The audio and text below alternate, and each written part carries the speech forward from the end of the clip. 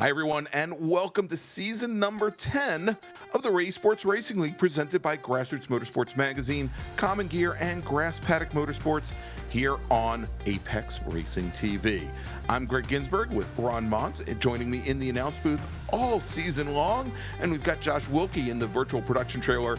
After a lot of trials and tribulations tonight, he's going to be bringing you all the great views of tonight's action. And for those of you joining us here for the very first time in the Esports Racing League, we've got 4 different classes to bring you here this season: Spec Racer Ford and Spec Miata, as well as 2 touring classes featuring the Volkswagen Jetta TDI Cup cars in one and the Toyota GR86 Cup car in the other. And each one of our different classes, they're going to race 6 times over the course of a 9-week season. And so it's week number 1, and on tap tonight will be 2 20-minute sprint races. First up are going to be the Spec Racer Ford, so you can see on track right now, followed by the always popular Spec Miata.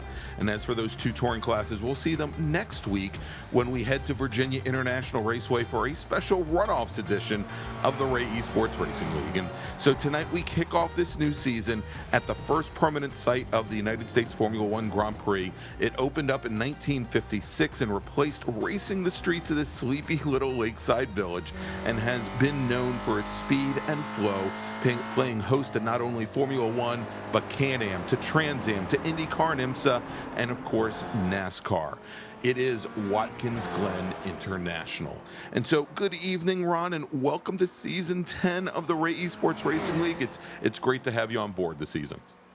I'll tell you, to kick off this season, there's no better track we could go to. Watkins Glen is one of the best circuits in all of America. Definitely an old school circuit, although it has been extensively modified over the years. Yeah, the track layout and just the nature of the course altogether, adding asphalt runoff, some gravel here and there. It's still a fantastic track, has an old school vibe, and I think these drivers are going to have a fantastic time racing in these Spec Racer Fords. And as you said, racing in the Spec Miatas later tonight. I think we're going to have a fantastic show here. Yeah, it's a great place to open up the season. A track that, you know, there won't be a ton of passing opportunities here, because this track just, it really entices speed everywhere around. And for cars that use the draft so much, these spec classes like Spec Racer Ford and Spec Miata, it's always difficult to get an advantage. And as you said, you know, it hasn't changed that much over the years, other than, you know, for NASCAR adding those concrete runoffs at the outside of the 90 and the outside of turn number 8. But the one constant since this track opened up in 1956 is that light blue Armco, the sitting just seemingly inches off the side of the pavement, always waiting to catch you if your car goes astray. But let's do this, Ron. Why don't we turn things over to Morgan Burkhardt, who once again this season is going to be giving us our track guides, and tonight it's a very quick track guide of Watkins Glen International. Hello everyone, I'm Morgan Burkhardt for Delta Sport US, and welcome to the 3.5-mile 12-turn Watkins Glen International Race Course. As we're coming down the hill into turn 1, which also happens to... Hello everyone, I'm Morgan Burkhardt for Delta Sport US, and welcome to the 3.5-mile 12-turn Watkins Glen International Race Course. As we're coming down the hill into turn 1, which also happens to be the most important corner on the track. Looking to make it a late apex, kind of bend the car in, using all of this road on the exit. Got to be careful of the track limits on exit. You can't go over the curb, but you can put the tires right on the exits of the curb. Carrying as much speed up the hill as we can towards the S. It's very, very steep uphill. Makes turn 1 a really important corner.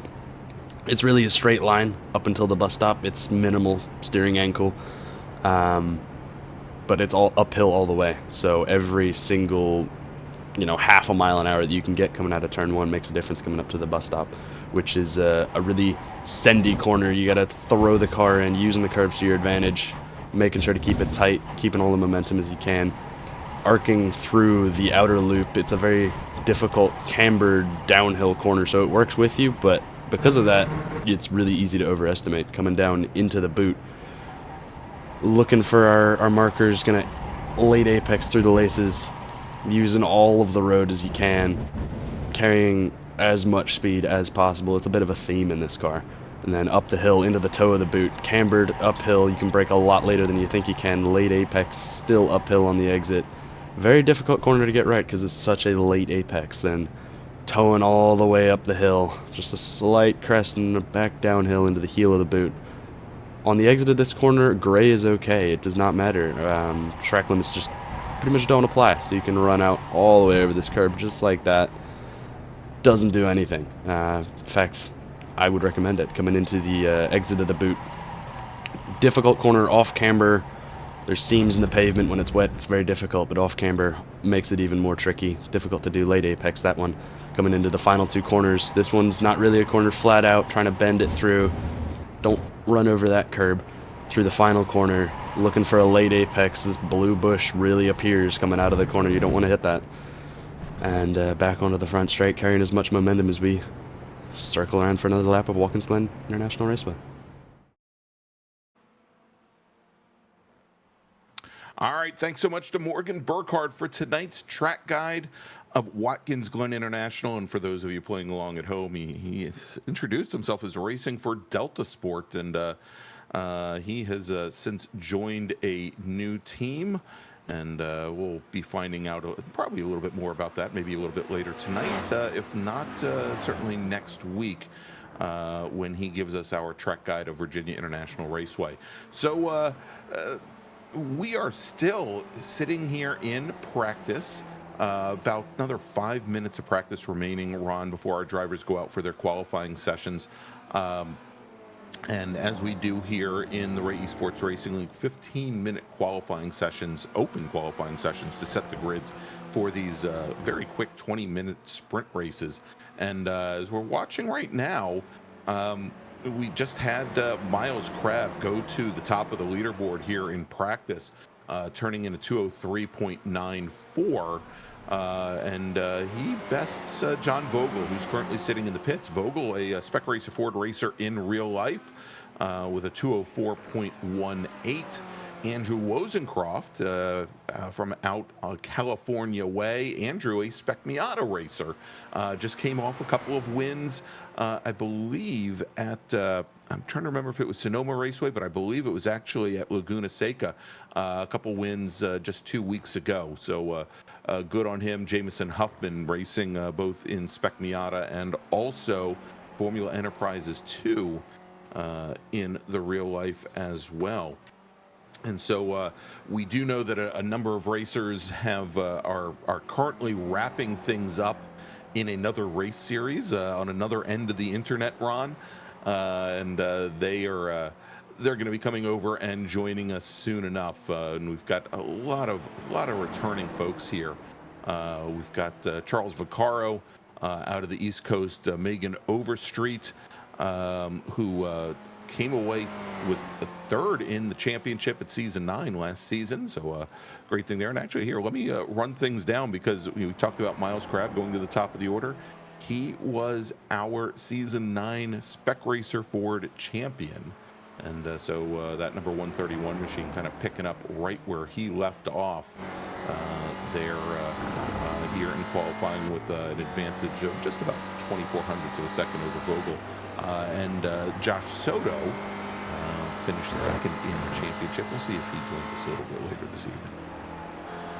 We'll have to see what kind of participation we get tonight, even though right now we still have a decent amount of cars. We'll expect a lot more, and I think with a lot of cars we might see a little bit of train action going on, especially at a track like this, which is towards the farther end of the slipstream dependency spectrum, if you want to call it. The very I wouldn't say it's a very long back straightaway between turns 4 and then going into the inner loop or the bus stop, whatever you want to call it. That's definitely the biggest slipstream area on this circuit. From my experiences commentating the Radicals here on Apex, I can tell you that slipstream can definitely play dividends in putting on some awesome racing. So I'm sure at this track, even though you don't have a whole lot of flat-out blasts on this circuit, I'm sure we're still going to have a lot of drivers shuffling for position. I'm sure some of these drivers are definitely going to try and get their elbows at, because they want to win the season opener here. That's right, and we're watching Josh Justice putting on a drifting exhibition there through turn number 6, going down into the chute, heading down into the boot. And Josh, a Spec Racer Ford racer in real life out of Texas, I believe from the Dallas area, and just saw some of his exploits from last weekend He was in a vintage Formula V festival out, I think, at Eagles Canyon Raceway, if I remember correctly. But good to see him out here again in the number 99 machine. We've also got Justin Huffman in the 223. Justin and Jameson, the father and son pairing, father and son duo. Just saw them race in real life at the Mars Labor Day Spectacular, Mid-Atlantic Road Racing Series Spectacular at Summit Point Raceway this past weekend. Both of them racing in the FE2 class, where Jameson ran the table, took wins Saturday, Sunday, and Monday, and father Justin finished second to his son as we watch Megan Overstreet here coming up through the S's. We've got a little bit more than a minute left in qualifying, and yet, and Ron, you know, you were talking here about this run out of the uphill S's and then over towards the inner loop towards the bus stop. And I think in the Spec Racer Fords and the Miatas, you know, I said that there aren't a ton of real passing opportunities here at Watkins Glen. Going into the inner loop, that I think is the key passing opportunity. Not uncommon to see these cars fan out three wide, and I've actually seen Spec Racer Fords go 4 wide into the bus stop before. They usually don't come out 4 wide, that's for sure. I think 4 wide is definitely on the edgier side of things. I'm sure if I was behind the wheel of a Spec Racer Ford going 4 wide anywhere on the Watkins Glen track, I would probably not. I definitely won't have a clean pair of pants afterwards, because that is very hair raising for sure. Certainly that's definitely a squeeze at any track, especially Watkins Glen, which, as you mentioned in your open there, the Armco barriers, they're very bright Armco barriers. They stand out quite a lot compared to the black asphalt, white lines along the side, and the green grass. The blue, very light blue Armco sticks out quite well, and gives it sort of a I won't call it a street circuit vibe entirely, but in certain parts of this track, it does feel very tight, and it kind of plays with your mind a little bit. It's definitely a little bit of a mental challenge trying to go fast around this track, because you really have to have the confidence to push your car. Yeah, exactly. I mean, it's always looming there for the many times that I had raced at Watkins Glen. You know, it's always in, you know, just right in your peripheral vision.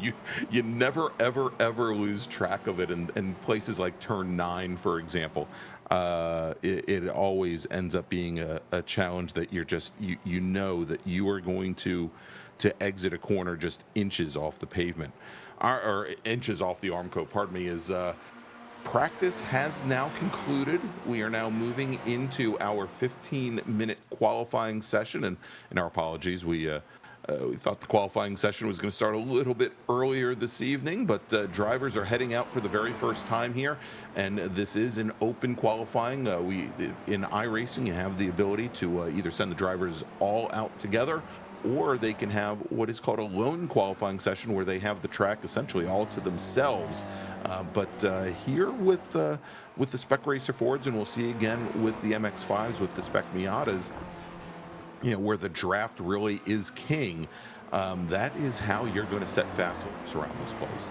And so it looks like we have had, Ron, a number of those racers from that other series check in. We've got Skip Brock Jr., who is a Spec Miata driver out of the Southeast, who's joined us. We've got Murphy Nichols, who has been racing an ITS Nissan, his very first year racing and with a competition license in real life. Morgan Burkhardt, who you know well. We were just talking before the broadcast that you had sold Morgan and his parents, Beth and John, his very first go-kart. He is now here as well, and looks like we've got a few other drivers that have checked into the session, like Wayne Buttermore in the number 73 machine as well. I have a bit more of a story to share with Morgan. He might feel a bit embarrassed about this, considering that he's really the driver and I'm just the one being a loudmouth in the commentary booth, but I'll share this story anyway. So when I sold that, well, it was my dad owned it, obviously. At that point, I was at like 11 or 12, I think, when I sold that car to him. He was a small little kid. I mean, I can still call him small. old. younger than me, so I can still call him that. But back in the day, this was at a autocross event for the DC region at I nearly said MetLife Stadium, FedEx Field. FedEx Field. That's why I was wondering if you were from Jersey, but FedEx Field. Yeah, sorry, I blame my dyslexia for that one. So, yeah, so Morgan got a chance to drive my kart for the first time. It's the first ever kart I bought from. It actually used to be driven by Austin Green, the son of former NASCAR driver David Green. Green, yeah, so it's a 2009 top kart, and he drove it for the first time at this DC autocross event. And on his first run, he lifted quite badly. It was just basically coasting through one section. So I told him after that run, hey, I think actually I should probably do like a squeaker voice for the time. Hey, I think you should probably go flat out through here. I think you might be able to go faster. So I told him that, and then he ended up going about 5 seconds quicker. So considering what Morgan's done with the SCCA and done in the road racing scene, I take credit for all the success he's had. For all of his success. Well, you should. And well, you should. Oh my gosh. All right, that is a cool story. And so Morgan, he has been over the past season running in the Spec Racer Fords and in real life, and actually had a win at the Sports Car Club of America's Super Tour event at Virginia International Raceway. In his very first Super Tour event, has also won at Summit Point in the Spec Racer Fords. Oh, that's a heck of a hit coming through turn 10. Very interesting there. Who did we lose? Was that I think Charles Vaccaro and John Murchison possibly? I think that was Megan Overstreet involved with that. Oh, was that Overstreet? Overstreet in the 044 car. Gotcha. In the purple car. Well, she's back out there, and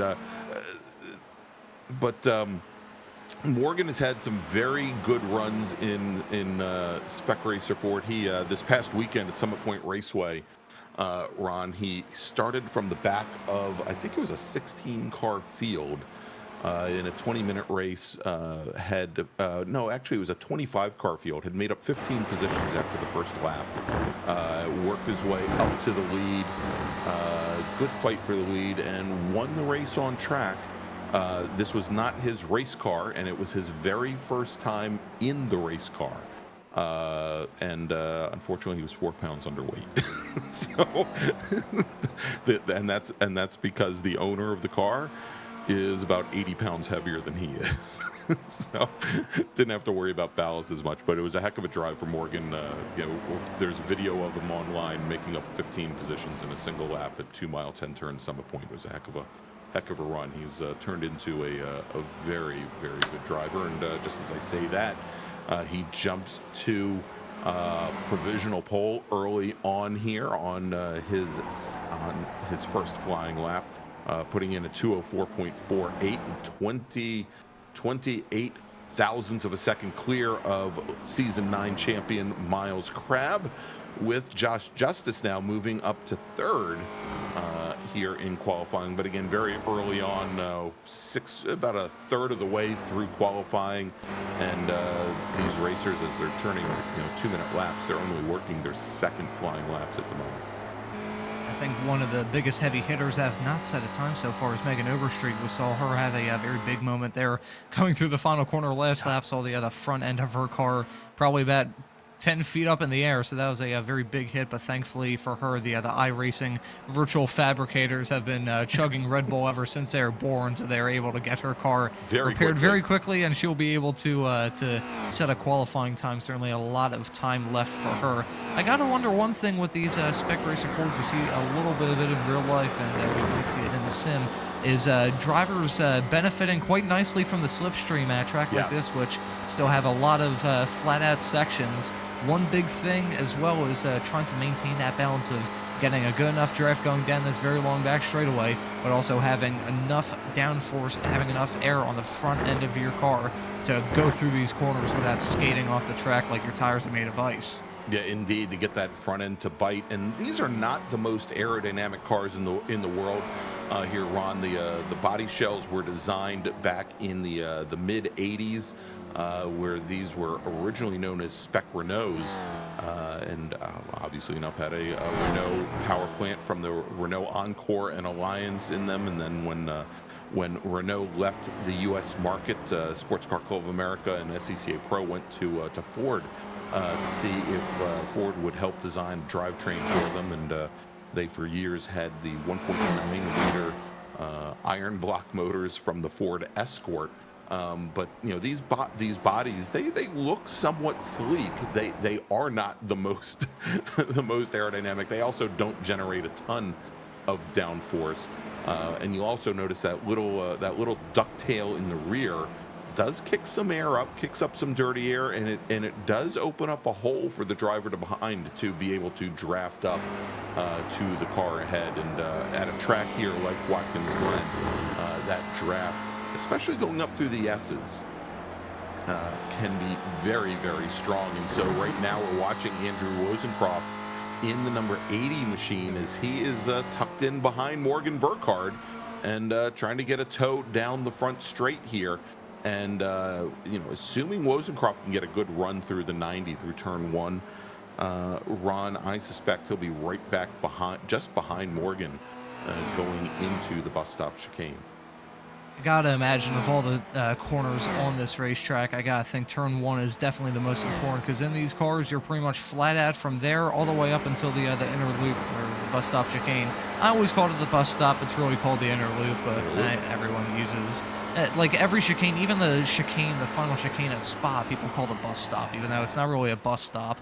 And it's barely a chicane. It's just basically 2 hairpins duct taped to each other. But going through the inner loop, that's definitely a very important corner, but turn 1 will probably be the most important. It's a decent overtaking opportunity, but you really got to focus on having a great exit out of there, because if you have a bad exit, you got a little bit of slip going through there, have a bit of opposite lock, yeah, you're definitely going to be in a world of trouble. You might find yourself in a 3 or 4 wide situation, especially if you make a mistake like that on lap 1. Well, that's right. So now, you know, when we have the 24 hours of Daytona, you get hit with a wet noodle if you refer to the bus stop at Daytona as anything other than the Le Mans chicane now, which is the new official name, and you are looked down upon if you call it anything other than that now, after 30 years of everybody just calling it the bus stop.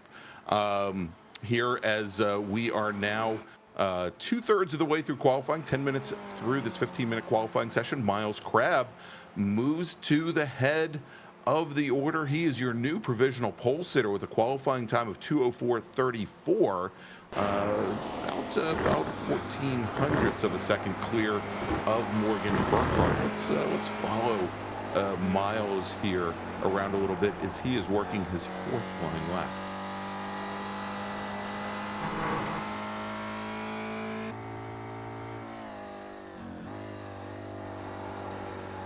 It looks like he's able to get that car to turn in. You know, one of the advantages here, Ron, obviously with the Glen, and one of the reasons why these drivers can carry so much speed here is, with the exception of that slightly off-camber turn 9, most every corner here is very heavily cambered, and just kind of, as long as you can get in the groove and get sucked in, it is a very a track that really just promotes speed in these cars.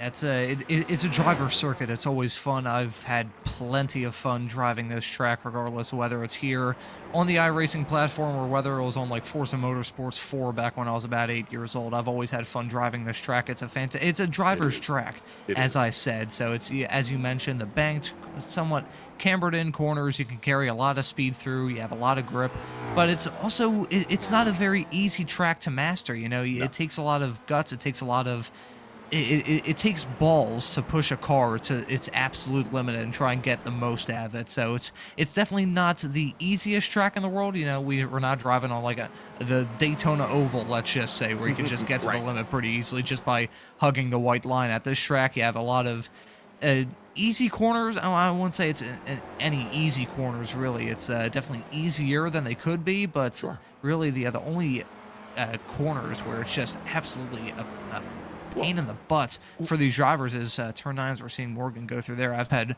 plenty of incidents coming through there and coming out of it, so that's a very challenging and it looks one. like Charles McCarr almost had one over there as well. He had a very close call. I think he shaved the tire barrier there, but kept it out for the most part. That's right. So I was gonna say for these lower, and there's Morgan rubbing right up against the safer barrier there at the exit of turn 11. Let's see if he can best Crab's time at 2:04.34. He does not improve that last time by. Puts in a 2:04.75, which is almost a quarter of a second off of his previous best time.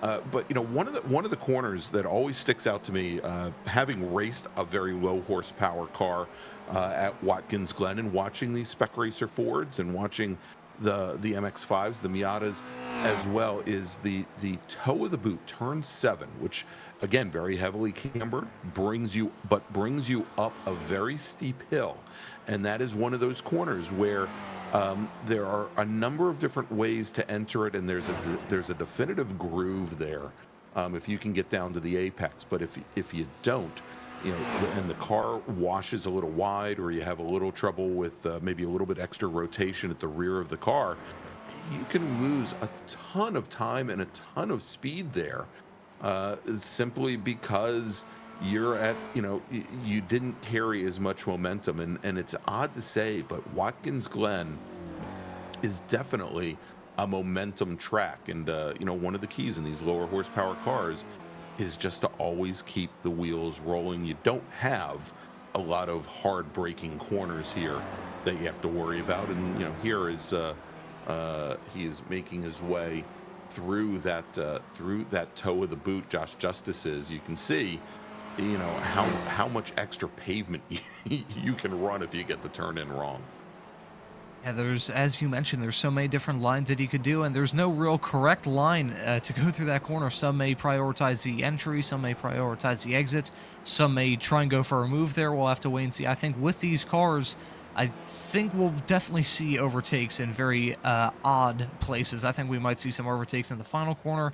There's only maybe like 2 corners on this entire track that I could see drivers not peeking a wheel in or looking for a move at least. So I think we'll see some very exciting racing. These Spec Racer Fords have always put on some good shows. Yeah, the Weekend Warrior series that I did with the Spec Racer Fords, I believe back in season 2 of iRacing earlier this year, was it was fantastic to look at. The cars just stuck so close to each other, but that was at a somewhat different track. That was at Road Atlanta, which is a little bit different than Watkins Glen, but they're both still fairly old school American racetracks. And I think the quality of the racing there and the excitement from that series will definitely carry over as we see Megan Overstreet doing a fantastic lap there, very close there to Crab. Yeah, she puts in a 2:04.43, only 83 thousandths of a second off of Miles Crab. And she did cross the line, I think, before the clock hit 15. So I think if she were to push this, she'd have this one last opportunity. But Morgan Burkhardt, his session, I believe, is now done. Of course, Crab has already brought his car back to the pits. Jamison Huffman, currently sitting 4th, is back in the pits as well. And Josh Justice, who's just a bit ahead of Megan Overstreet on track currently. Looks like, well, he just checked out of the session, so looks like he's not going to move any further. Beans Forster just about to finish up his 6th and final lap. And let's see if he improves. Wow. Beans Forster, and we didn't have it on screen, I don't think, but Beans Forster in the number 231 machine just put in the flyer of flyers here, Ron. Turns in a 2:04.17 to move himself up onto the front row. He was sitting 8th, and now he is your pole sitter. That's not just a good lap, that is a statement right there from Forster. That was a fantastic lap, right under the wire there, does it right at the end of the qualifying session, so he'll line up on the pole for this race. Yeah, and it looks like Megan Overstreet, we'll see. Let's see if we can check in with Overstreet here, Josh, in the 044 machine. She is still on track, and looks like she is trying to get in that last flying lap. There she is, coming out of turn 10. into the final corner. And it looks like she's going to bring the car down the pit lane, I believe. Indeed, she does. Yeah, she called that final lap off. And so going to have our drivers now.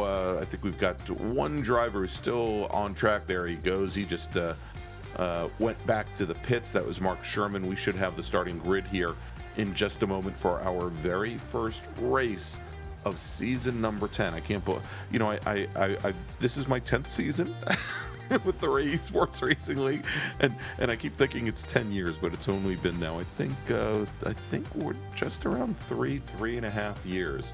And Tim Cox, who is one of our announcers for that Weekend Warriors Spec Racer Forward race, and actually I think a couple of the different Weekend Warrior leagues. It's also run as part of the Ray Esports family. Tim saying that Overstreet had a solid runoffs this weekend and smashed the Formula Ford Weekend Warriors on the podium at every round this season, except for the one that Tim was not there to commentate for. And by the way, Ron, never do a race at Road Atlanta with Tim Cox. He'll have you. There's just one thing he's going to tell you, and he'll have you laughing the entire weekend. But let's do this. Let's run down the starting order for tonight's very first race. You want to take the honor there, Ron, as the new guy? I think before I get into the starting grid, that advice came a little bit late, because that's the one Spec Racer Forward race I've ever done with Weekend Warriors was at Road Atlanta with Tim Cox. So thank you very much for that very late advice. So anyway, getting to the starting grid, it's Benjamin Forster had a fantastic qualifying time to put it on the pole with Miles Crabb alongside the Megan Overstreet and Morgan Burkhart. Completing the second row, then we have Justin Huffman and then Jameson Huffman. So we've got an all Huffman third row. Then we've got Joshua Justice and Andrew Benet in 7th and 8th. And then rounding out your top 10, we have John Vogel and then Andrew Warzencroft. I'm probably butchering these pronunciations. No, you got it right. I apologize in advance. So then we have Ethan Oring and then Charlie Vaccaro rounding out your top 10. Vaccaro, my apologies. And see, right as I say that, I was doing good with the pronunciations. I immediately go out and butcher one. So we got Charlie Vaccaro in P12. Then we have Skip Rock Jr. in 13th. Murphy Nichols in 14th position. Then we have Mark Sherman 15th. Jonathan Murchison in P16. Then we have Buttermore in 17th. Enfinger in 18th. And then we have Trenton Kramer, who did not set a qualifying time. Not sure why that was. He winds up in P19. Well, I'll tell you why Trenton Kramer didn't set a qualifying time, Ron. It's because he was sitting in the YouTube chat talking about Watkins Glen. So hopefully we'll see. It looks like he's in the session. Looks like he's going to start at the back of the field. So good to see that. But you know, when you talk about like texting and driving, that apparently is Trenton Kramer this weekend. Trenton, a B-Spec racer out of Ohio, drives a B-Spec Mini Cooper along with one of our great sponsors, Grass Paddock Motorsports. And looks like Beans Forster trying to get up close and personal with our pace car driver coming out of the S's and into the inner loop. And real quick, Ron, as our drivers are on the pace lap here, I want to quickly mention that in 2 weeks, the Ray Esports Racing League taking it on the road to Virginia International Raceway for the SCCA's National Championship runoffs. And we're actually, next week, we're going to be at Virginia International Raceway in the virtual world as a tune-up for the runoffs. But Ray Esports Racing League will be there. And Wednesday night at the runoffs, that's August 27th, the Ray Esports Racing League, in conjunction with Grass Paddock Motorsports, will be holding a little get together as part of the block party evening, part of the runoffs festivities there. So you can check in with me or check in with Stevie Ray to get more information. We'll be happy to pass it along, but that will be over at Grass Paddock Motorsports Wednesday night, 27th. Also, if you are interested in sponsoring the Ray Esports Racing League, please contact Stevie Ray. You can get a hold of Stevie at rayesportsracing.com. All right, so got that little bit of business out of the way, and the pace car now bringing the field here up through and towards turn 9, and on that front row, you know, Beans Forster with that amazing last lap qualifying run to pit Miles Crabb, who is our season 9 Spec Racer Ford champion. And Megan Overstreet has got she's got some chops in Spec Racer Ford, finished 3rd in the championship last season, and I think our season 8 champion Morgan Burkhardt sitting there on row number 2 as well. So this should be one heck of a fight here as the pace car now comes down onto the pit road, turning the field over to Beans Forster in that bright colored number 231 machine. Green flag is in the air, and jumping to the inside is Josh Justice in that blue number 99 machine. He gets around Justin Huffman, pardon me, and he's side by side with Overstreet and Burkhardt going into the 90 as Beans Forster now manages to hold off Crabb as they're coming into the S's, Ron. Or I saw some 3-wide action as they exited turn 1. That's very close. We might see some more 3-wide action up towards the front. We see Morgan Burkhardt getting really racing. Oh, there's contact there. 3-wide. That's I believe that was Justice there that had a little hip check there into the barrier. He keeps it running, but his Spec Racer Ford might be a little bit sad after that contact. But right now we've got battles all throughout the field. We've got drivers going 2-wide, 3-wide. Oh boy, that was number 89 car there having a wild ride. Catching the curbing there. There's a car upside down, I think. Yeah, Charles Vaccaro goes to the inside. He's going to fall all the way back to the tail end of the field, but moving now up into the lead, Miles Crabb gets around Beans Forster. Forster going to try to go around the outside of turn number 6, set up for an inside move coming down into the toe of the boot. He's got Morgan Burkhardt directly alongside in that green and white number 40 machine as they start to move up the hill. But yeah, it got awfully crowded in the bus stop there, Ron.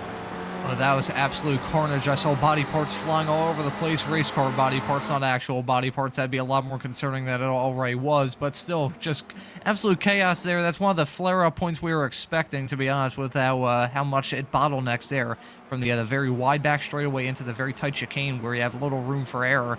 If you do have a small little mistake there, it's going to end badly, but now I see Morgan Burkhardt going for the move there on Forster going into turn 9. That's an area you can expect to see some battling on all tonight, and he gets a move done there. He moves up into P2, so I think he might stay where he is for the time being, but I think he's definitely going to try and look to size up a move on Crabb for the time being. Crabb is going to be a sitting duck as they go down the flat-out blast, exiting turn 1 and going into the inner loop.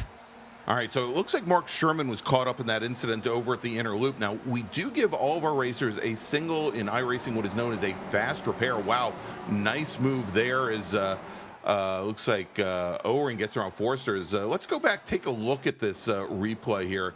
And this is Charles Vaccaro noseless here as yeah, here we go. I think we've got it queued up going into the bus stop there. You can see all the machines that that got tied up there right at the entrance to the bus stop. And here, let's take a look, one more look going into the bus stop and see what brought this all on. Oh, and that I think was Josh Justice in the number 99 machine that cut from looked like he might have dropped the wheel run over in the grass, driver's left, and brought the car right on over directly to the first apex there at the bus stop. It's just really unfortunate, and there was a very close call I saw farther in the back right after we cut away from that replay. There was some drivers very close to the outside wall there as they went through the outer loop. That was very close, but still just small little unfortunate incidents with these cars. It's very easy to make a mistake that costs you dearly, and with how tight these packs are, one little mistake from just one driver can result in a multi-car accident that we saw there. That's very tough for those drivers to get caught up in an incident early on, but there's still plenty to play for in this race. We're only 3 minutes in, actually coming up on 4 minutes in to the 20-minute race. Yeah, these races, they may be short, but they're not that short. As Morgan Burkhardt now gets around Miles Crabb and Skip Brock Jr. in the number 68 machine. He's made up 10 positions so far.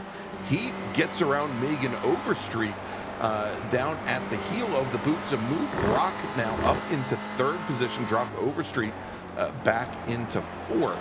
And I was saying that one of the things in the Esports Racing League is we do give our racers a single fast repair each race. That means if they have something major happen to the car, they can either get the car towed back to the pits, or if they can limp the car back to the pits, that Red Bull drunk crew that works on the cars in the pit lane, they can affect a repair on that car almost immediately and send it right back out on its way. But you only get one of those per race.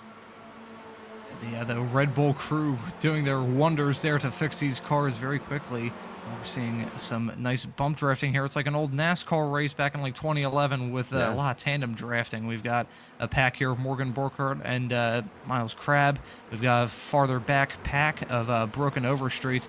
And we have another pack farther behind of Oring and Wozencraft. So just a lot of, I guess that's a strategy that's going to play dividends in this race. Just drivers pulling away right now. The field is spread out a little bit, so it's not really the big long train that I was expecting. I was going to break out my harmonica and try and mimic a train. Actually, this is a little bit of a train here. Right here. Yep. And it's Murchison in the orange, black, and white, number 17. John Vogel in that Carrier air conditioning, number 4.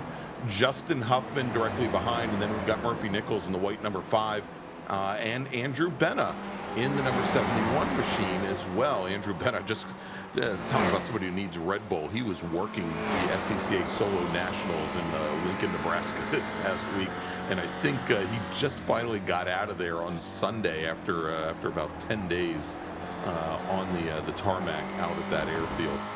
Here's we watch this battle right now, and again, this is the battle for 8th, all coming into turn number 9 now. Unfortunately, I was going to make a joke about it being a train here, but if you ever have a train where 2 cars are going side by side, I think something has gone desperately wrong with the train ride that you're on. They're nearly going 3 wide in the small little chute there. Between, we've had a derailment here, you could say. Drivers going side by side, but they've evened out a little bit. I was going to say, I believe it was Murchison up ahead, so I was going to say, all aboard the Murchison train. Oh, so there you go. Oh my gosh. That'll be. He brings sound effects. I'm not a good musician, never was. My dad has described me as tone deaf on multiple occasions, and so I'll try and hold off on the harmonica because I don't want to ruin the other viewers' ears. But right now, you can hear the ears of Megan Overstreet. She's lifting off a little bit, balancing that throttle. It's not just pinned all the way to the floor of the Spec Racer Ford. She is moderating that throttle a little bit to try and just stay in the draft of Brooke up ahead. So that's some very smart tactics we'll see now. I think a lot of these drivers, discretion there.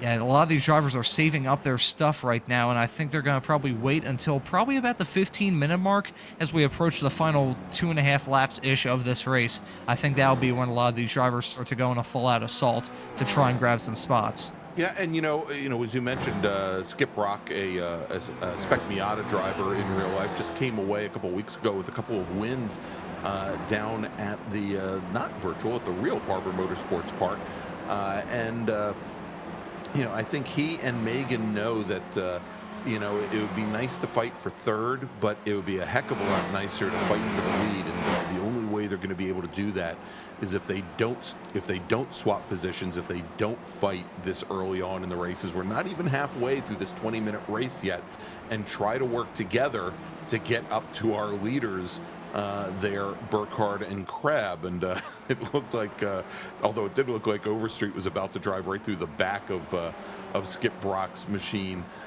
going through turn 9 there. She was carrying a little bit more speed. Yeah, so we're going to get a chance to see what kind of lap times these drivers are doing. The last lap, the other 2 drivers up ahead of them of Burkhardt and Crabb were very much quicker. They're saying 2:04.5s. I believe they're switching positions now. I believe they might have gone side by side. Yep. Coming through one, Crabb is now taking the lead.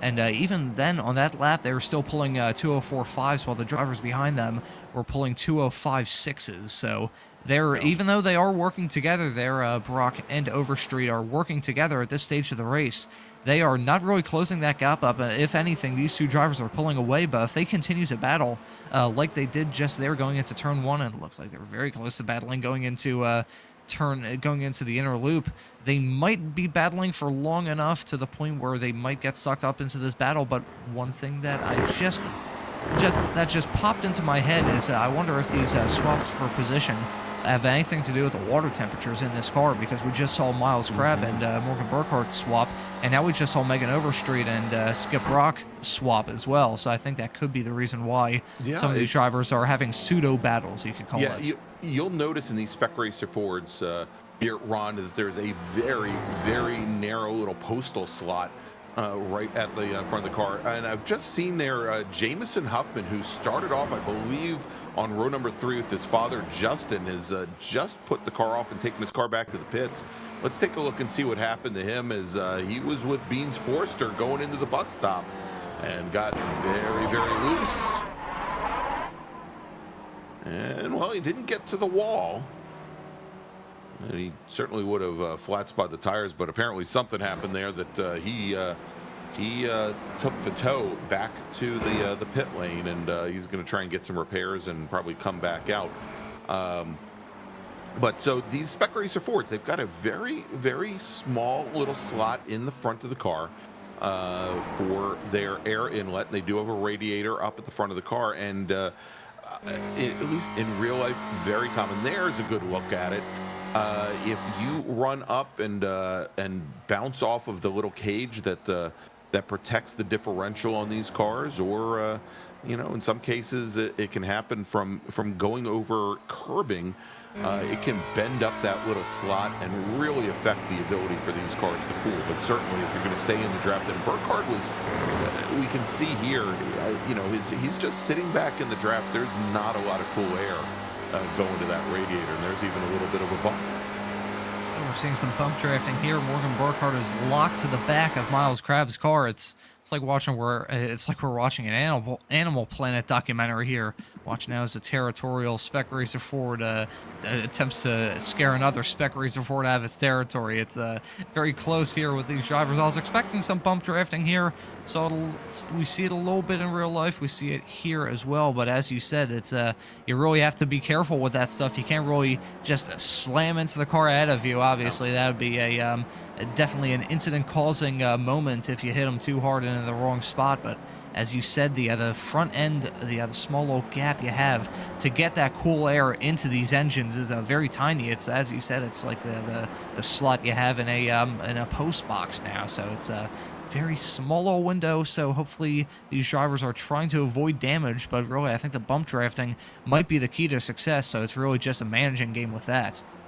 All right, so we're still watching Burkhardt and Crabbe, you know, not really make any moves on one another, staying in that draft. And I think, Ron, they are trying, even though they have been running almost, you know, anywhere between a half a second and a full second there, as Justin Huffman runs a little bit wide going into turn 8, losing a position.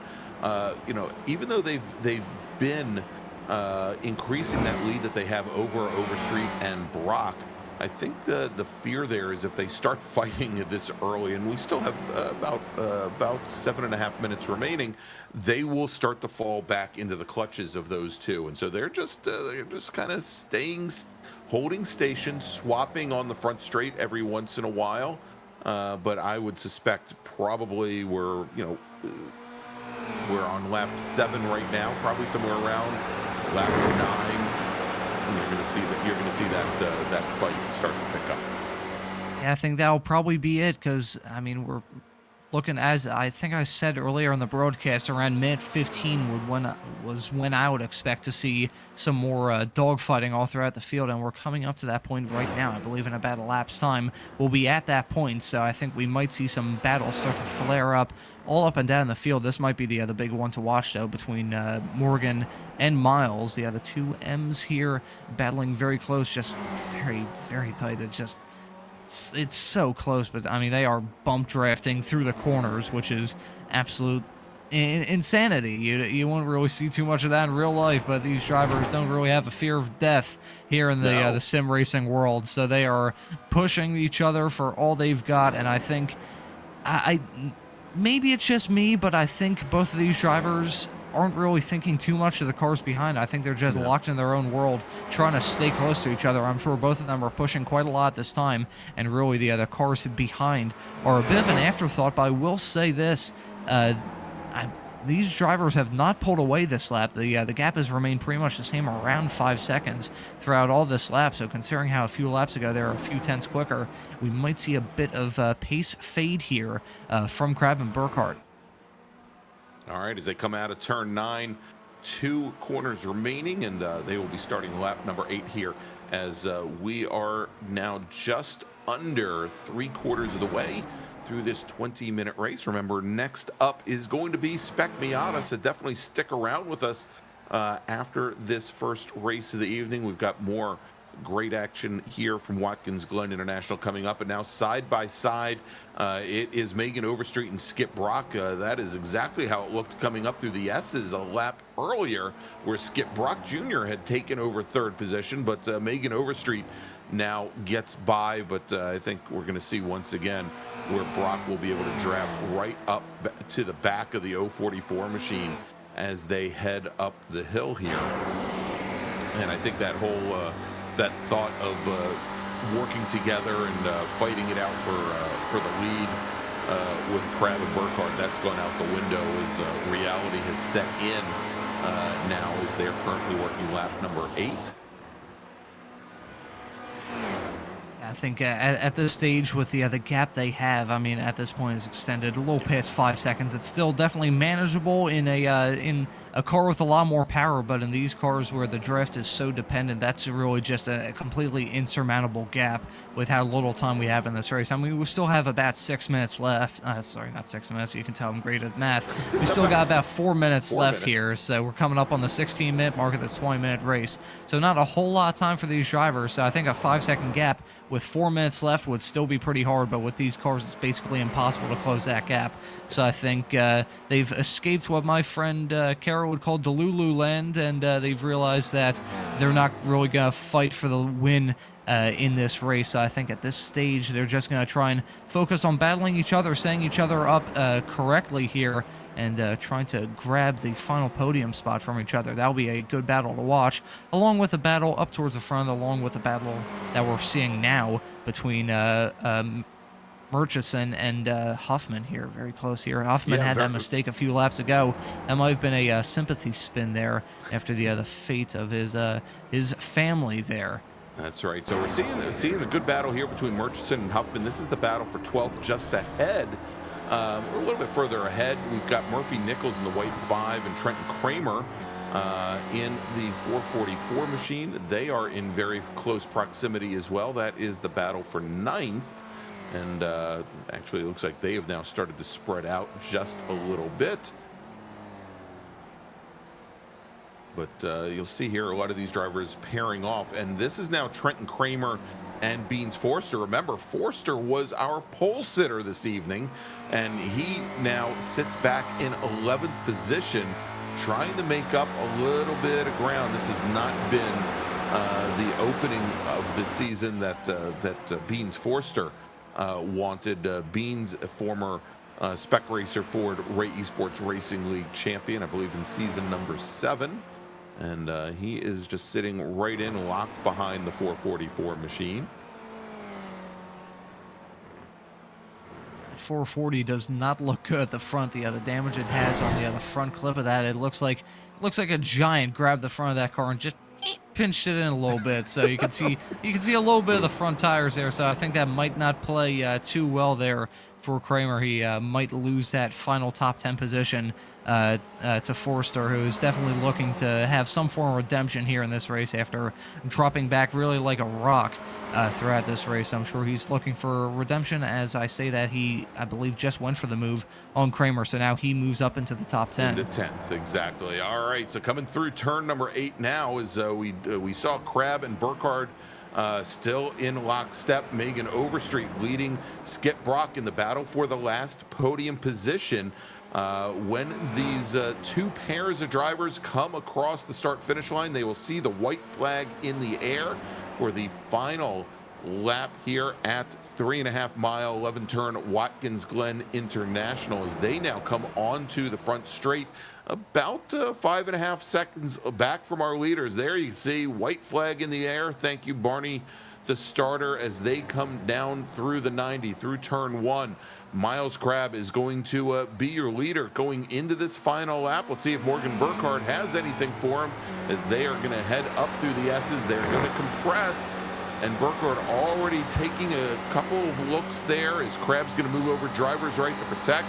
Burkhardt's going to try to sweep around driver's left, and contact there, a little bit of contact, not much, as they now head down towards the bus stop. Burkhardt's able to draft by the 131 machine, and he's going to take the lead coming into the bus stop for the last time. I don't think it's over yet. I think Crabb is definitely going to try and save up his stuff here and maybe go for a last lap assault, maybe going into turn 9, maybe turn 10, and possibly turn 11 for all we know, but I think it's not over yet. It's definitely not a surefire win there for Morgan Burkhardt, but that was still a textbook move there. You saw him pull out a little bit to try and save up his stuff and get a fantastic run as he came through the S's and went onto that back stretch and was able to get the move done before they went on the brakes going into the inner loop. So that was a fantastic move there from Burkhardt, who now grabs the lead, but I believe it's not over yet. Still very close between these drivers, but I think Crabb might be a little bit farther behind. You can see a little bit of about a car length gap there between these two drivers. We'll see if Crabb can close that up in the braking zones, but we'll have to see what Crabb can do here. All right, well, let's take a look now in that battle for the last podium position. Skip Rock Jr., who had gotten around Megan Overstreet. Oh, and squeezes Overstreet going down into turn number 8. Overstreet definitely not up alongside. She loses the front end of that car, and that is going to open things up for Skip Brock Jr. to give him what should be an easy run to the bronze as Morgan Burkhardt leads Miles Crabb to turn 11. They are now side by side coming through the final corner. Did Crabb make the move too early? It's going to be a drag race to the checkered flag, and as they come to the finish line, taking the win by 6/1000ths of a second, Miles Crabb is your winner tonight here at Watkins Glen in Spec Racer Ford. Morgan Burkhardt will finish second. Skip Rock Jr. will finish third. Ethan O-Ring comes across the line, beats Megan Overstreet to fourth. Overstreet comes in fifth. Andrew Wozencroft will finish in sixth. John Vogel in the number 4 machine, he will finish in seventh. Murphy Nichols will finish eighth. Beans Forster gets around Andrew Benna on the last lap. He will finish in ninth. Benna will round out your top 10 as our racers, well, they have a little bit of fun there to wrap things up here in Spec Racer Ford, and hopefully we will see some of our podium finishers here in just a moment as Burkhardt now comes to a stop.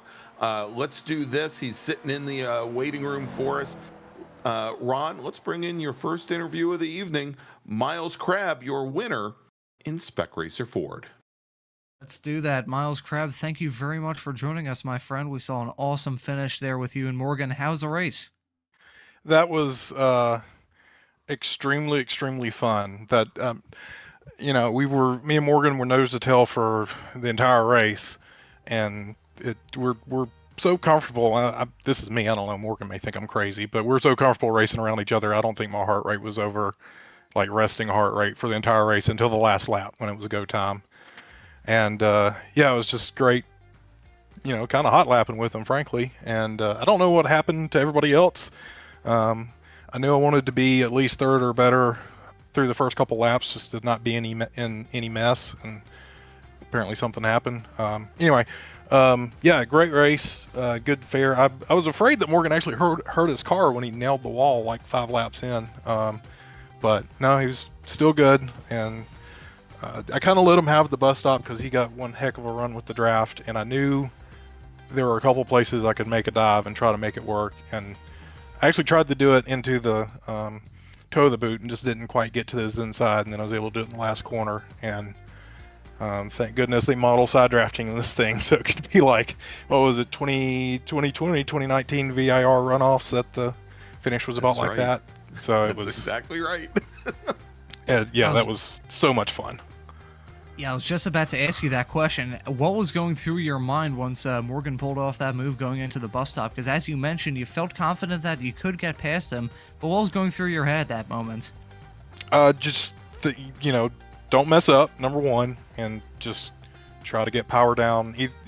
I knew where he was laying back a little bit and trying to get a run, and I knew it could do. I don't know the numbers here. The last left. I knew I was doing it better than he was. I could just roll more speed. I don't know why. Just something in the setup. So I knew I could do what I was going to do, and I really expected to have to go around his outside. But he gave me the inside, and I sent it in super deep. Didn't door him. I haven't actually watched the replay myself. I need to go back and see if he cut me room, which we had plenty of room, and it was clean, and it was just, where's my next opportunity? Is this a good one? And then on the last corner, I was like, I want to win this race, and sent it. Well, I'll tell you, that was an absolutely awesome finish to watch. Thank you very much for joining us in the booth. Anyone you'd like to give thanks to? Yeah, thanks to Ray and everybody who sets, or Stevie, sorry, I said his last name, not his first name. Stevie and everybody and all the admins that set this stuff up. Thank y'all for broadcasting, and hi mom, hi dad, they should be watching. And Bobo too, she may be still awake. But thank y'all. All right, I think there we you can go, call him Miles Crab. Mr. Ray. Sorry, Miles Crab, your winner tonight in Spec Racer Ford. Quickly here before we take a break, let's talk to Morgan Burkhardt, finishing second tonight in Spec Racer Ford. Morgan, thank you very much for joining us. Long time no hear from you, man. How's the race? It was not bad. I had a good time with Miles, just kind of trying to. We got pretty lucky. We were able to bump away from the field pretty early on, but I was really just trying to play. He went through about halfway through, and then I was just like, you know what? I'll just kind of sit back here, kind of control it a little bit. And I was thinking about making my move into coming out of the boot back onto the cup course on the final lap, but I would rather play defense than offense when it comes to the final, couple corners of a lap. So I made the move into the bus stop, and I should have covered into the final corner, but he made a real nice move up the inside and kind of just got the side draft and drag race down to the line and ended up winning. Yeah, that was an absolutely action-packed finish. That was very close. I was kind of biting my teeth looking at that because I was thinking when Crab went for the move there, I think that you had I was thinking that you had the momentum coming around the outside to win that drag race. But unfortunately for you, finish a very admirable second. That was, as you mentioned, y'all were just kind of hot lapping throughout most of that race. It was like y'all were having a chill out barbecue. Just how easy is it in this car just to kind of just sit back, relax, and then wait until the end of this race just to kind of have that one last lap assault? Is that really the way to attack it in these races? Basically, yeah. Once you get two cars out in front, it's difficult mentally to kind of just tell yourself, don't fight them, don't try and go for the lead, just kind of sit back here. We're going to be faster like this anyways. But physically it's difficult because you can't see anything going into corners. But this was really good practice for the runoffs in the real world coming up pretty soon, just following people and getting used to driving through corners blind. There you go. Gotta get the practice in somehow. Morgan, thanks a lot for joining us, my friend. Anyone you'd like to give thanks to or shout out? I'd like to thank you and Greg. It's been a while since I talked to you, Ron. For anybody, I don't. Oh, I think we lost there Morgan we go. on Ron's West back. Virginia internet. Oh. There he is. Oh, Now you're we're back. back. Okay. All right. But yeah, I wanted to thank to Greg and Ron, and for a little fun fact about myself and Ron. I bought his go-kart in 2017. I ran autocross with it, so we got a little bit of history, and it's good to talk to you again, dude. Yeah, it's very nice. We I shared some of those stories earlier on the broadcast, so hopefully I didn't embarrass you too bad with that. Thanks for joining us in the booth, man. Very good race, even though you did finish second. Thanks a lot for joining us. Thank you. All right, there you go, Morgan Burkhardt, who's going to be up to like 11:30 tonight, listening to hear what you said about it. All right, thanks so much, Morgan, for joining us, and good luck in the next race. Everybody, let's take a quick little break. And that allows us to get reset here. And when we come back, it is going to be a qualifying and 20-minute battle to the checkered flag for round number 1 of Spec Miata here at Season 10 of the Esports Racing League from Watkins Glen International. We'll be right back.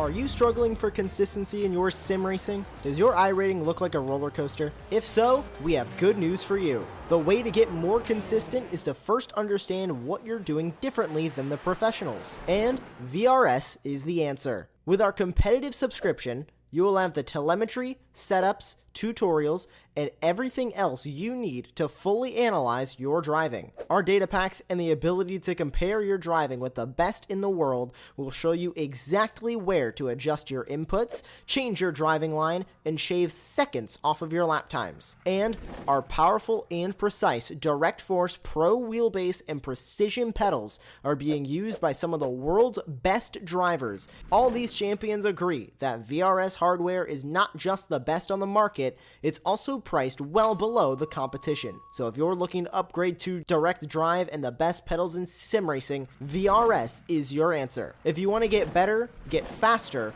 and make it happen sooner rather than later, you owe it to yourself to find out why so many people are switching to VRS. You'll be so glad that you did. Visit www.virtualracingschool.com and learn why the best use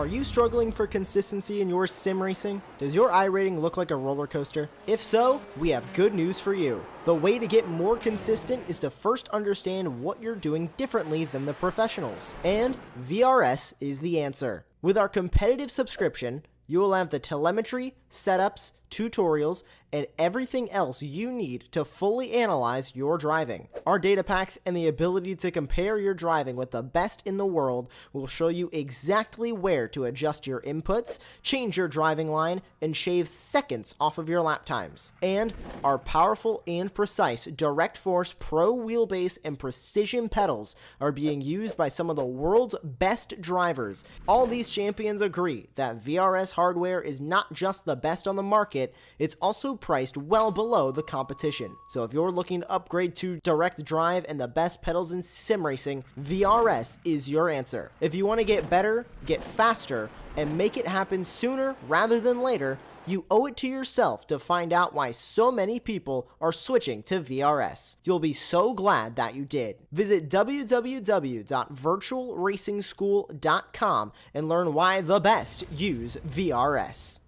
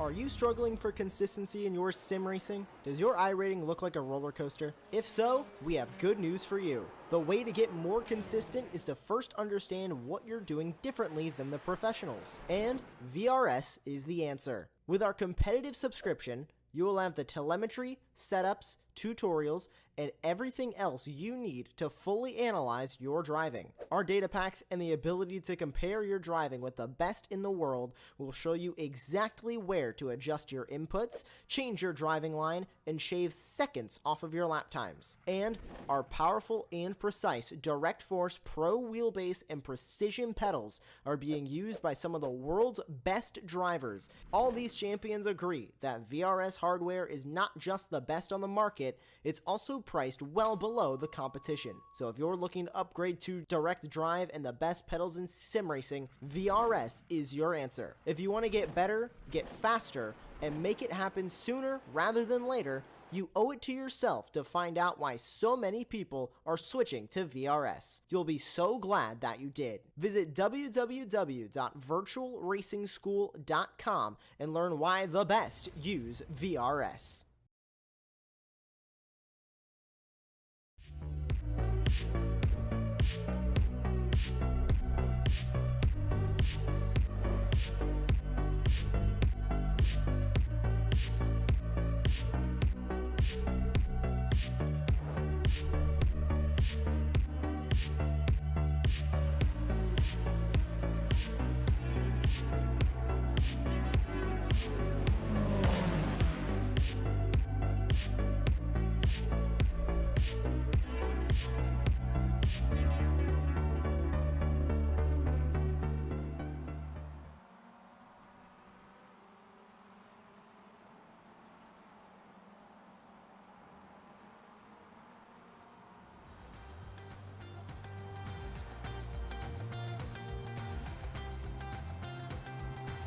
And welcome back to Watkins Glen International in the Esports Racing League season number 10.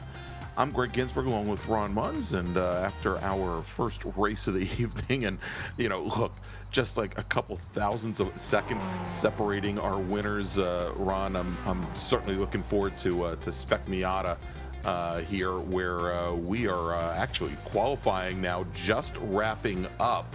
And Morgan Burkhardt, who finished second in Spec Racer, well, he takes provisional pole. We've got a couple drivers still on track here, like Miles Crabb.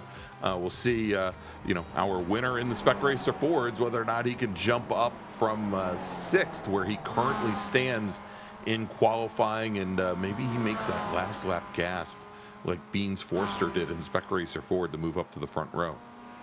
Yeah, that was an absolutely just bonsai. That was a kamikaze mission there from Forrester there to set that fantastic lap in the Spec Racer Ford race earlier tonight. I think that race definitely set some very high expectations. I'm not sure if we will exceed them. We could match them. We'll just have to wait and see how this race plays out. But I think regardless of the expectations we have coming in, I think we'll have a very good race here. The Spec Racer Fords and the Spec Miatas are tiny bit different, obviously. The Spec Racer Fords and Miatas are different body shape wise, different power wise, but I still think we'll put on some very good racing. I think we might have some close packs, might have a little bit of train action, might have some wall riding action there from Crab there coming through the final corner. That was a very interesting interpretation of track limit, trying to use a little bit of a bend in the safer barrier to maybe try and use a little bit more room on the road.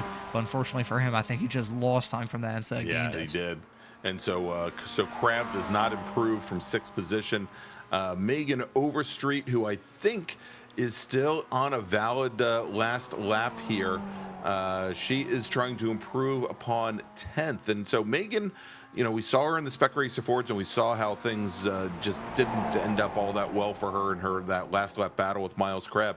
But Megan has been a Spec Racer Ford and Formula Car specialist for the past number of years. She's just in the last 2 seasons here in the Esports Racing League started to jump into the tin tops, like the Global MX-5 Cup car, the Spec Miata, like the Volkswagen Jetta even. And she has done quite well. Might have had a little brush with the wall there on the last lap as she comes down the front straight. Let's see if she can improve from 10th And as she comes across the line, no, she had an off track on that last lap. I think she did have a little brush with the wall, and she's going to wrap things up here in qualifying in 10th. So, Ron, let's run down the starting order for race number 2 here tonight for the Ray Sports Racing League.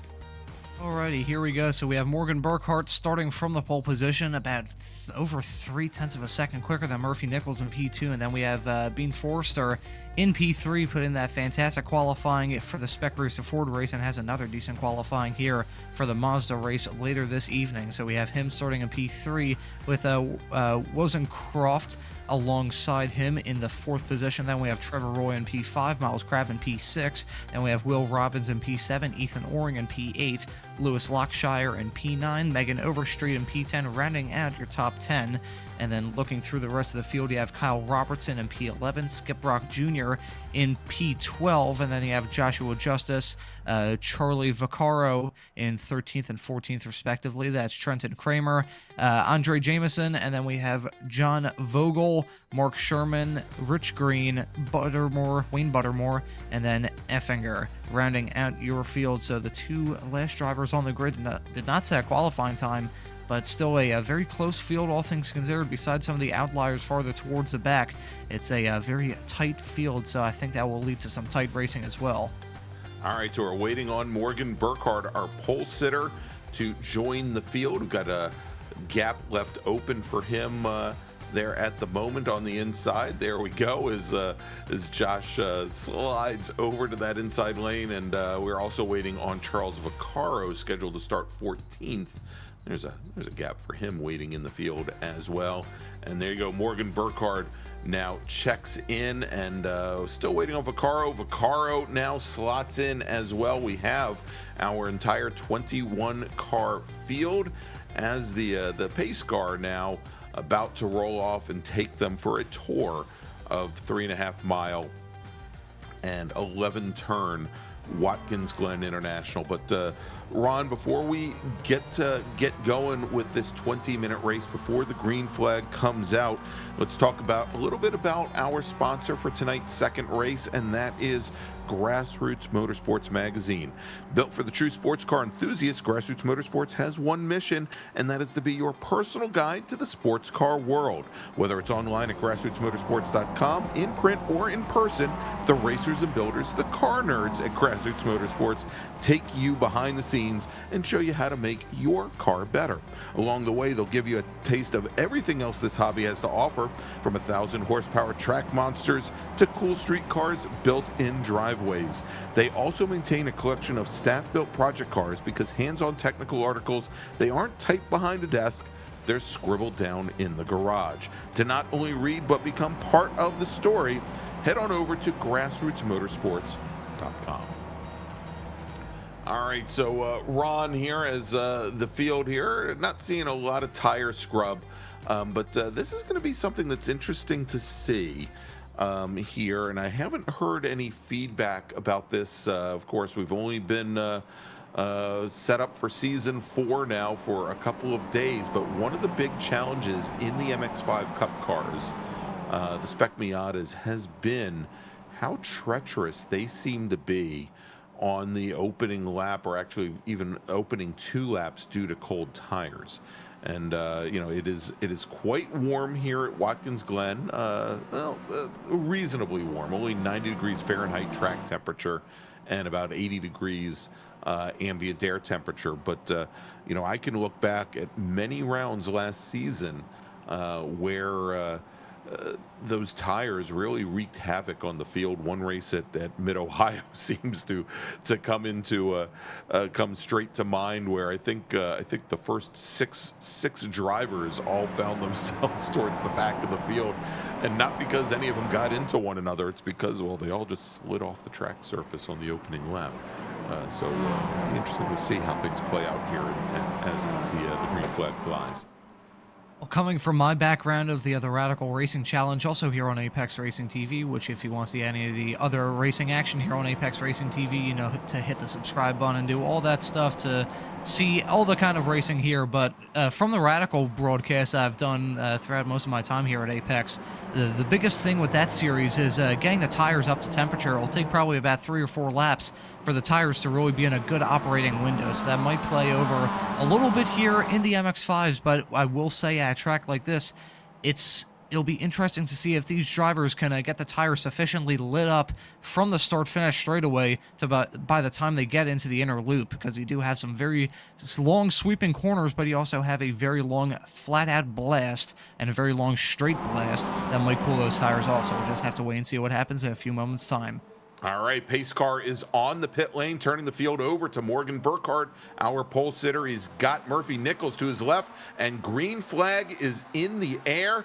And we just had one of these machines move all the way over driver's right, and I think that was Andre Jameson in that white machine who is starting to move up through the field in that white car, but he runs wide coming through the 90. He's gonna get a 1X there for running wide. And so as quickly as he made up ground, he now falls further back in the field.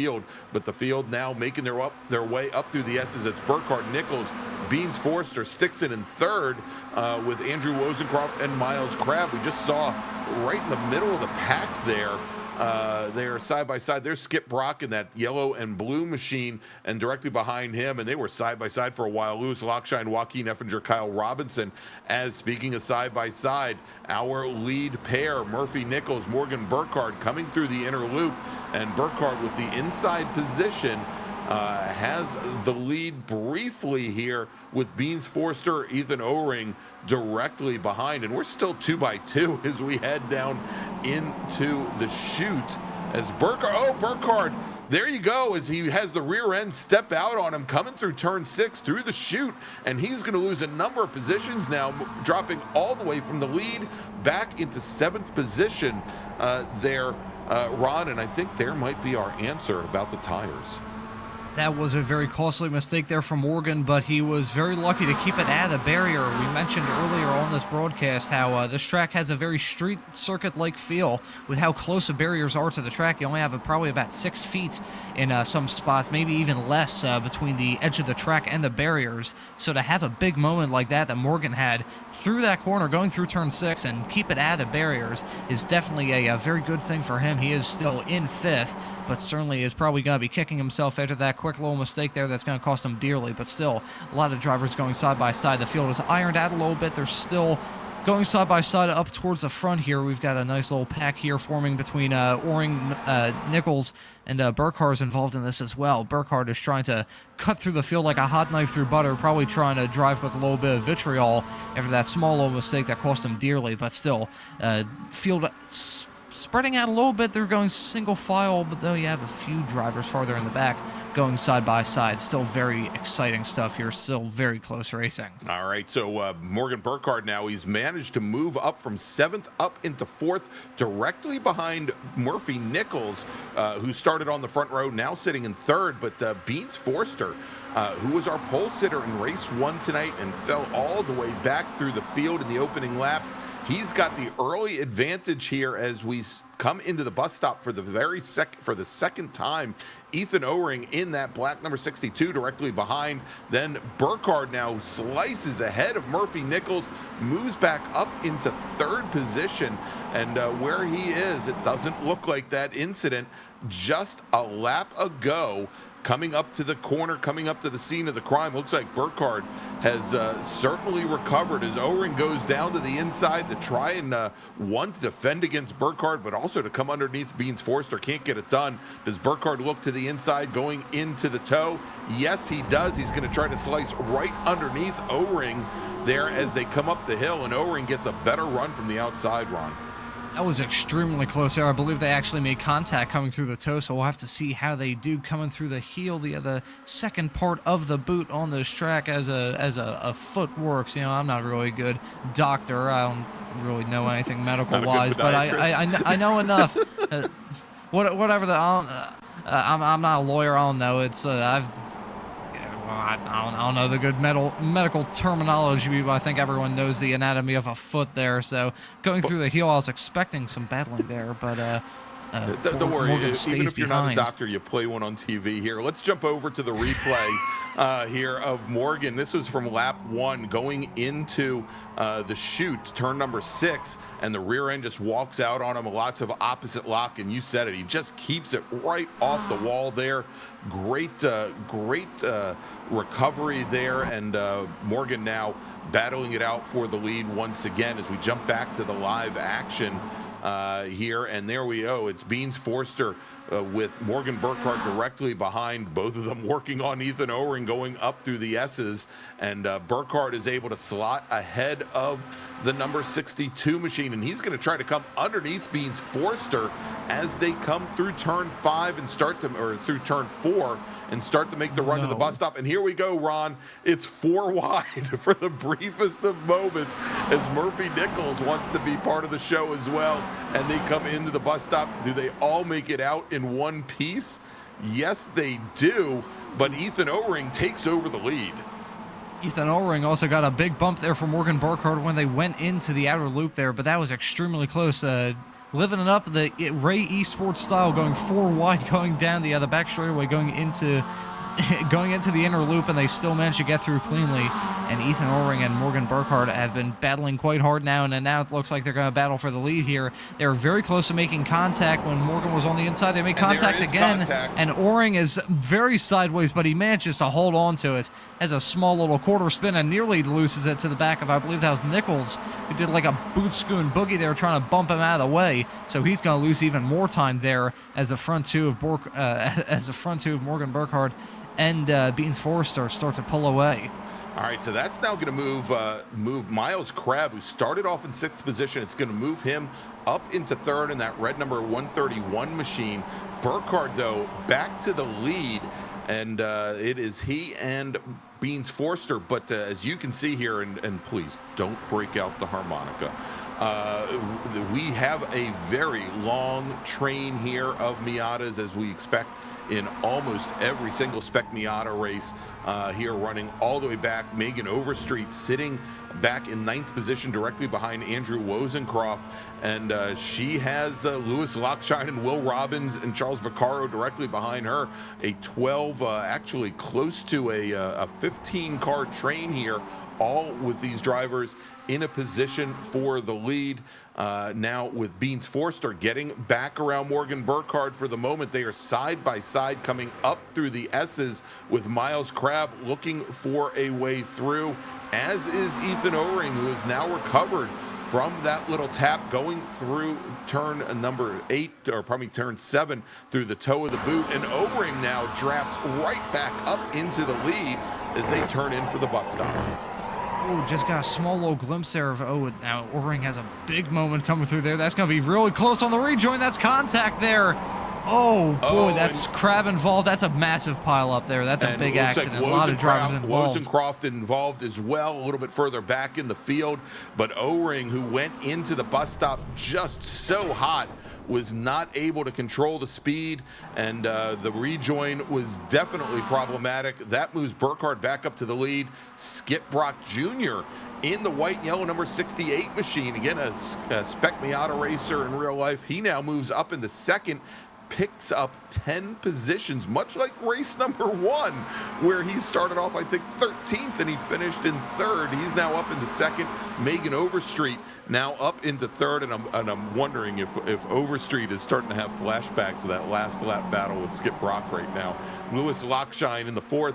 Will Robbins now loses a position to Murphy Nichols, as Nichols now moves back up into 5th position. But wow, you know, and Murphy Nichols goes around, loses the rear end, coming through turn number 9 and bounces off the wall and bounces into the wall, and he is going to fall all the way back through the field. Murphy Nichols, who started in 2nd position tonight, he now finds him back in 16th position, and lots of drivers having some issues there. It looks like O-Ring, who had already had damage, was trying to limp his car home. He had some issues there. Rich Green falls back as well. And big changes here for a number of drivers, Ron. Even the iRacing mechanics that are running on probably a 6-pack of Red Bull couldn't even fix all the cars. That was, I don't even know how many cars were involved in accidents there. Yeah, had like 3 cars there towards the end of the lap. We're gonna get a replay here. See Ethan Oring just going for the send of a lifetime. Unfortunately, it doesn't work out. And oh yeah, being and banging there. Morgan Burkhardt was about a few inches away from getting collected in that. That's probably about 5 or 6 cars there as is, just scattered debris all over the place. Just so many parts off of these MX-5 Cup cars. You could probably make your own MX-5 Cup car. Let's take a look at another shot here. And, I should mention that Forster kind of saw O-Ring coming around and moved over to driver's left, had a little bit of a tap with Burkhardt that pushed him back over. And there's, from Andrew Wozencroft's view, as he now is braless or noseless and could not get that car stopped and ends up right back into the wall and ends his night. It looks like both Wozencroft and Andre Jameson now finished up for the evening. But let's jump back to live action here, where Morgan Burkhardt has about a 4-car length advantage over Skip Brock Jr. as we're just now halfway through this 20-minute race. Megan Overstreet currently running a very close 3rd position, and there now is Lewis Lockshine in the orange and white number 124 machine. So a big fight now for 2nd position, and much like we were discussing, Ron, in that first race, are these 3 drivers going to work together to try to draft up to Morgan Burkhardt? That last time by, Burkhardt was about 0.4 of a second off of the drivers directly behind him. I think at this point in the race, and right now halfway through, I think for bragging rights' sake, actually, I say that we're over halfway through. We're coming up on 9 minutes left in this race 2 tonight. I think it might be every man or woman for his or herself, because I think at this point these drivers might be feeling a little bit selfish here. I think Megan Overstreet might not try and help Brock after the moments that they had throughout the race, but now we've got Lockshine there. We've got 3-car battle here. They might go 3 wide coming into the inner loop. Lockshine was very close to getting involved in that incident. Now, we saw a few laps ago, he was probably about, it had to have been centimeters away from getting collected in that, but he's put together a very good drive, and now gets past Brock, who loses a bunch of spots now, and he will now slot into the final podium positions. But it's not over yet, as those drivers continue to go side by side, coming through the outer loop. There's some very close stuff here. A lot of the drivers battling really hard. Some of them may have damage, others may not. And speaking of damage, I was going to say right before that massive pile up and just total chaos a few laps ago ensued, that as we were riding on board with, I forget who it was, honestly, as they went past Morgan Burkhardt a few laps ago, you could see that the front end of his MX-5 is damaged a little bit. So I feel like with these cars, that might play a little bit of an effect. It's like he's dragging a parachute down that straightaway. So that might play a little bit of a role into why he's losing a bit of time. Yeah, and we have to take a look at that. I mean, obviously, it doesn't help that he doesn't have the help of a draft partner there, and I think that's another reason why we're seeing Overstreet, Lockshine, and Brock move up on him. Also, should point out a very good, a very wise move there by Lewis Lockshine, who helped push Megan Overstreet past Skip Brock Jr., and they were able to use that momentum to get by. I wouldn't be surprised if we see something very similar on the next lap as they are starting to close up, but a little bit further back in the pack. We are looking right now at Charles Vaccaro in that red and blue number 13 machine, with Kyle Robertson in the green number 15 directly ahead. And we'll see now if they can move up and make some ground up and get up to Miles Crabb. Crabb, who had been as high as 3rd at one point, now finds himself back in 8th position after that big conflagration just a lap ago. Trenton Kramer makes up 9 spots, started off in 15th position. He now finds himself in 6th. Just chaos at this stage of the race. That's all I can think. I'm getting flashbacks to the ARL GT3 broadcast that I was doing earlier here on Apex, which was just absolute carnage up and down the field. So that big moment of chaos, and still some very close racing. You got train farther behind. Don't worry, Greg. I have the harmonica not in hand's reach, so thankfully for you, and thankfully for any of the viewers, they won't be having their eardrums blown out by my terrible music skills. So we still got a lot of action up and down the field. We've got trains forming a little bit, and even though these cars have a bit more power than the Spec Racer Fords, that slipstream is still very, very important. But despite not having that slipstream, Morgan Burkhardt is actually starting to pull away, coming up about 1 1/4 seconds now ahead, actually over 1 1/4 second, 1 3/4 seconds, my apologies, over this battle between Megan Overstreet and Lockshear. It's just very Lockshine. I'm screwing up the names. It's very late. Usually I go to sleep around this time, so I think I need to get my glasses prescription changed, and maybe yeah, maybe I'll need some Red Bull like the mechanics needed to fix all these cars. I think that might be my trick for the rest of the season. Skip Brock Jr. runs very wide coming out of turn number 8 here. And so on the last lap, Megan Overstreet had actually made up a couple of tenths on Burkhardt. We'll see if she and Lockshine can continue to push up here as we now have 5 minutes remaining in this 20-minute race. It is Burkhardt, your leader. He's got about a 2-second advantage right now as the 3 behind start to close things down. Let's take a look this time by Burkhardt. Puts in a 2:07, almost a 2:08 flat, very consistent, only a couple of hundredths of a second off of his previous lap time. Megan Overstreet, though, loses 3/10 that last time by, so they are starting to drop a little bit out of contention here, and certainly out of Burkhardt's draft. He just needs for 5 minutes to be able to continue that current pace. But a little bit further back in the field, if we could take a look here, maybe if we can move back to Trenton Kramer and Josh Justice here. Josh, battle for 5th and 6th as they are currently nose to tail, and you can see drafting up right behind them, Miles Crabb, Kyle Robertson, Will Robbins, and Charles Vaccaro, all in a row here coming through the inner loop. And this is a great fight right now for 5th position, just past that lead group of 4 cars here in a good typical Spec Miata fight. Just a lot of drivers really close. It's not, I'm scared to call it a train because I don't have the instinct to grab the harmonica again, but it is really a train. It's actually, no, we'll use a different word this time. We'll call it a peloton. We'll reference the Tour de France instead of American travel. So it's we've got a peloton forming of MX-5 Cup cars going through the boot right now in that small little short stretch between the toe and the heel here. He'll be close here between Crabb, who's looking to try and get the move done on Justice, going into the heel there, and is still keeping side by side, but he'll be forced and kind of hung out to dry and just drops back, and now he's at risk of losing a position here to Robertson, who goes really deep into that corner. That might have been very close to contact between those two drivers as they went in through turn 9. But right now it's Crabb holding on to that position, but I'm sure he won't want to be in that spot for very long. Yeah, that was a real late move by Robertson in that green number 15 coming down into turn number 8, and luckily we had Crabb give him room, much like Justice had given just enough space to Crabb the previous corner.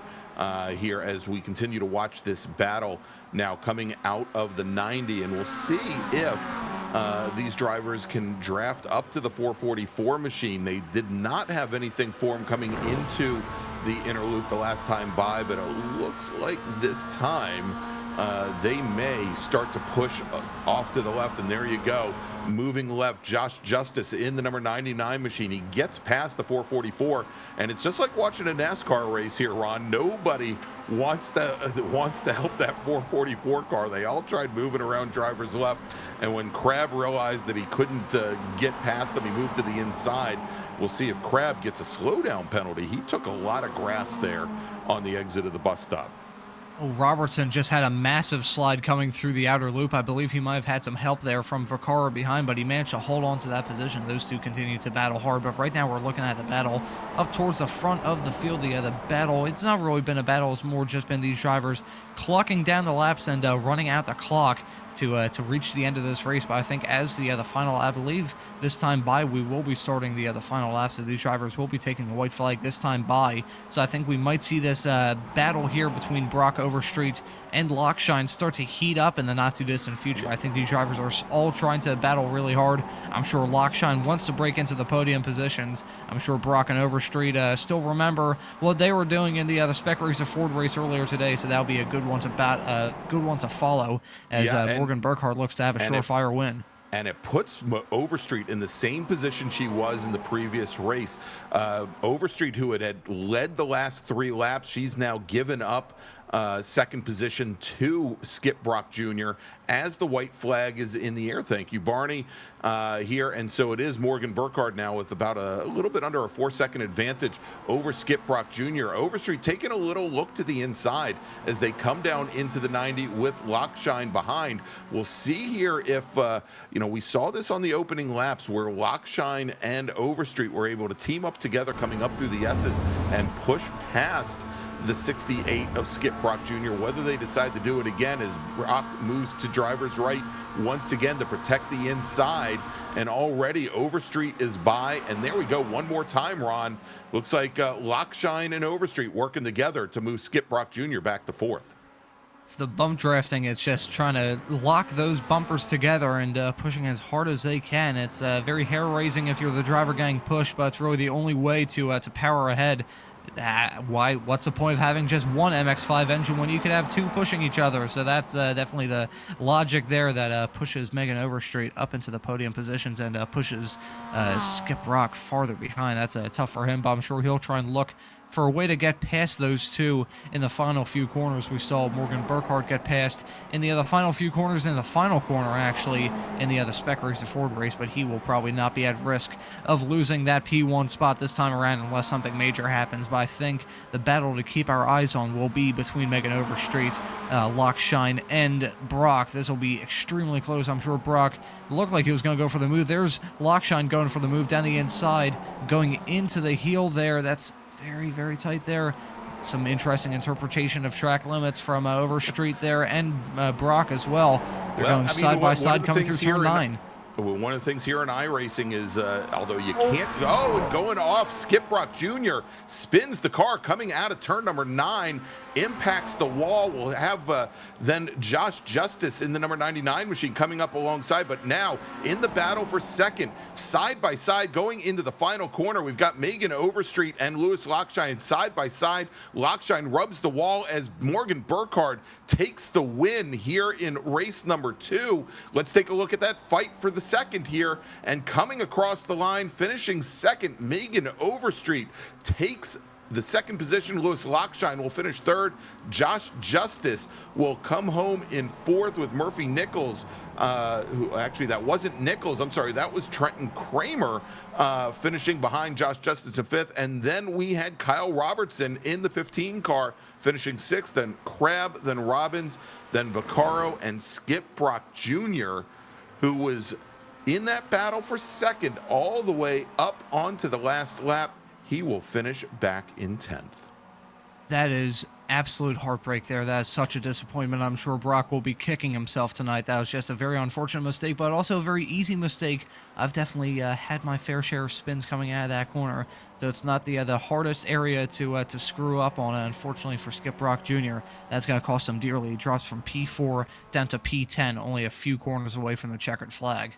All right, well, tell you what here, Ron, typically we keep our interviews down to the top 2 finishers, but, since it's almost midnight anyhow, no, it's almost 10:30. Let's do this. I've got sitting in the green room already Lewis Lockshine, driver of the number 124 car, and I've got Megan Overstreet. Let's talk to both of them, and we'll see if Morgan will come and speak to us as well. But let's start off with Lewis Lockshine, finishing 3rd tonight in Spec Miata. Lewis, that was a very exciting race from your end, I'm sure. How's the race from your end? Exciting, very exciting. I was able to survive the start, and then when the calamity happened in front, I was further enough back where I could just kind of coast on through the middle, and then follow Megan through. And then after that point, I was just trying to catch Morgan Burkhardt, but he was a little too fast for us. So at that point, once I knew we were safe for between me, Megan, and Skip, then we can just battle for second. And oh, that was a fun battle. That was very fun. That was just getting back to the near miss that you had there, avoiding that massive calamity a few laps into this race. We got an overhead view of that. It might have been our camera angle, but you were probably centimeters away from getting collected in that. What was going through your head when you saw that crash happen, just absolute chaos happen ahead of you? What was going through your head? Be like Jeff Gordon, find the gap, and then continue on. That was it.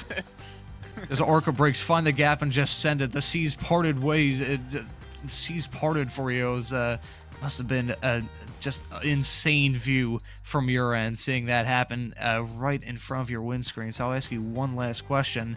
Here, you were involved in that fantastic battle all throughout this race. How was it? How was the battle? What was your tactics coming through it? It was a fun battle. That was honestly some of the best I've had in this league and since I've joined. But as for tactics, I was trying to push Megan up to Morgan Burkhardt to get his draft, but that wasn't working. Then when Skip had a run on me, I just let him through to see what he would do, and he managed to pass me and Megan. At that point, I knew Megan. I bump drafted Megan past Skip a couple laps before, so I'm like, okay, if we can do it again, that'll be perfect. And that's what happened. Play out the exact same way, going up the hill. Megan moved to the left, I moved behind her, pushed her through, and then Skip fell in behind us. So I tried to pass her on the last corner. It's a little too wide, and I just scraped the wall, just affected my exit speed out to the finish line. That was a fun battle. Yeah, that was a very fun battle to watch. I'm sure it was very fun for you in the driver's seat. So thank you very much for joining us. You end up P3 tonight. Anyone you'd like to give thanks to? Thanks to CV Ray for posting on the league, and thanks to everyone who's broadcasting. I hope that was a good show we put on for you guys.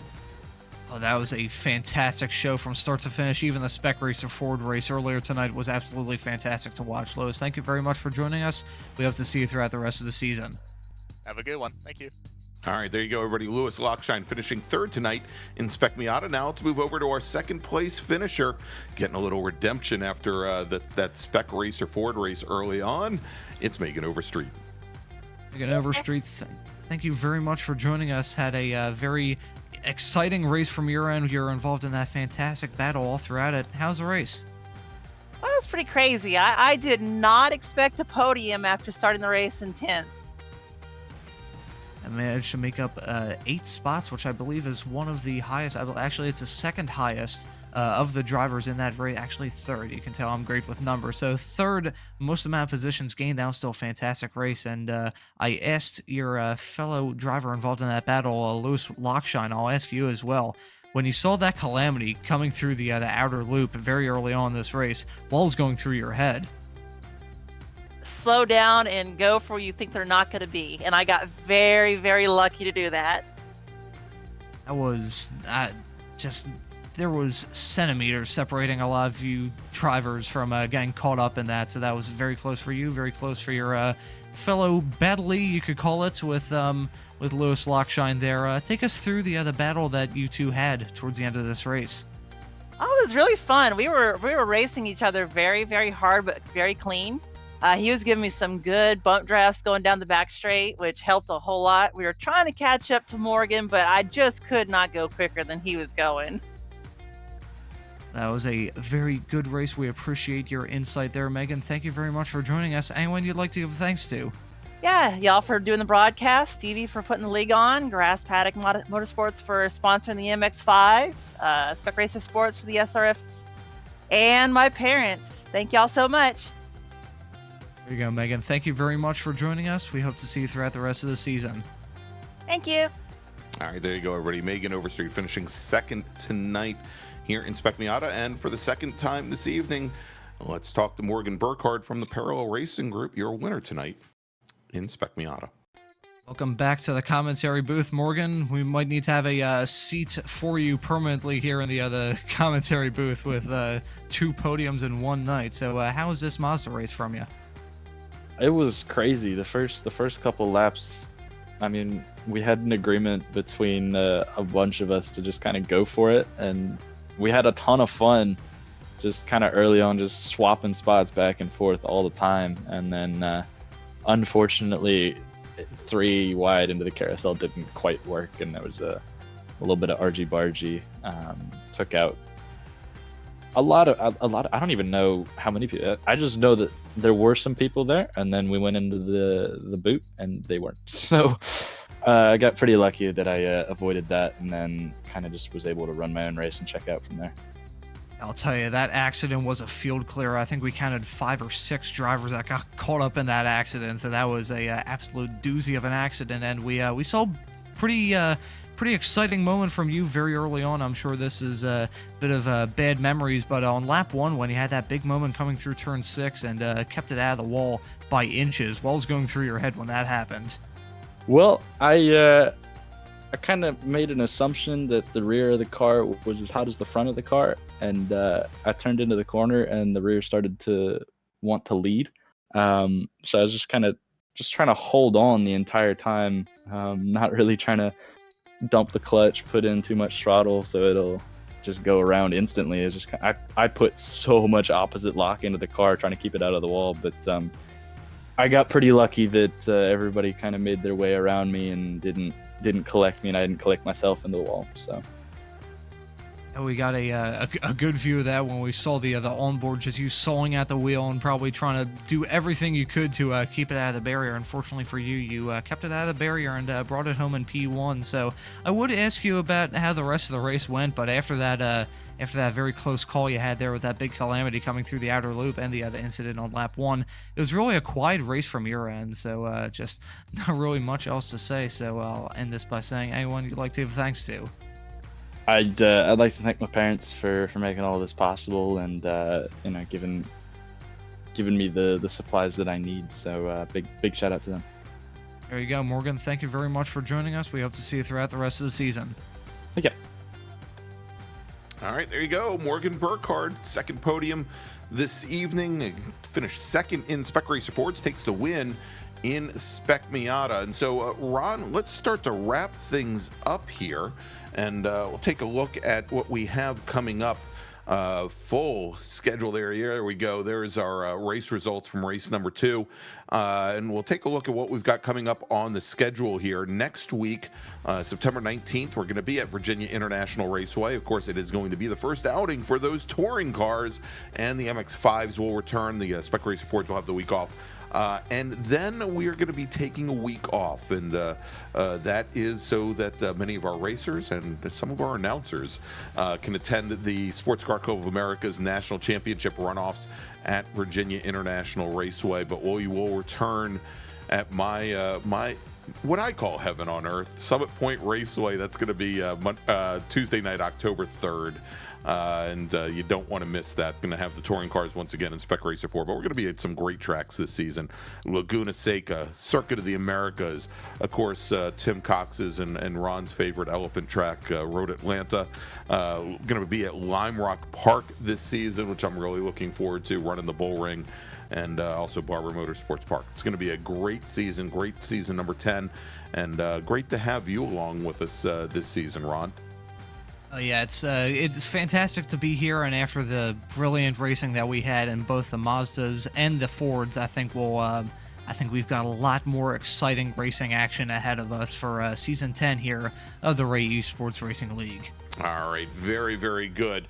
And so, as Ron mentioned earlier, if you liked what you saw here tonight, go ahead and give us a big thumbs up on YouTube. Morgan Burkhardt likes to say, smash it, demolish it, jump up and down on it, and give us that thumbs up, and subscribe to Apex Racing TV if you haven't done so already. We've got some of the best virtual motorsports action around the clock from around the world here on Apex.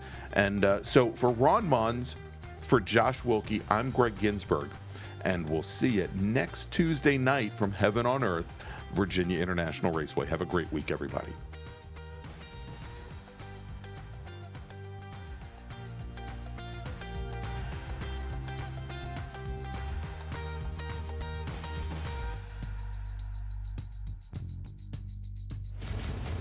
Are you struggling for consistency in your sim racing? Does your iRating look like a roller coaster? If so, we have good news for you. The way to get more consistent is to first understand what you're doing differently than the professionals. And VRS is the answer. With our competitive subscription, You will have the telemetry, setups, tutorials, and everything else you need to fully analyze your driving. Our data packs and the ability to compare your driving with the best in the world will show you exactly where to adjust your inputs, change your driving line, and shave seconds off of your lap times. And our powerful and precise Direct Force Pro wheelbase and precision pedals are being used by some of the world's best drivers. All these champions agree that VRS hardware is not just the best on the market, it's also priced well below the competition. So if you're looking to upgrade to direct drive and the best pedals in sim racing, VRS is your answer. If you want to get better, get faster, and make it happen sooner rather than later, you owe it to yourself to find out why so many people are switching to VRS. You'll be so glad that you did. Visit www.virtualracingschool.com and learn why the best use VRS.